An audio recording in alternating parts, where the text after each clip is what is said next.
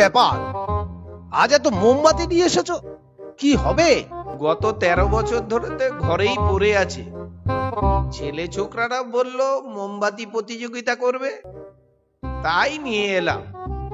হ্যাঁ, আর করবেই বাকি। নতুন কোনো কলকারখানাও হচ্ছে না, আর তোমাদের মোমবাতিও জ্বলছে না।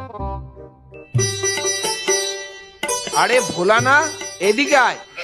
বস বস, গাধার মতন এ বস্তার কতদিন বইবি? এই নে বিড়ি ধর। কাকা, মোমবাতিগুলো এনেছো? হ্যাঁ বাবা, নিয়ে যা। দেখো, তোমার আবার লাগবে না তো? না, এখন গল্প কবিতার মধ্যেই ডুবে আছি, এসব আবর্জনা তোরা নিয়ে যা।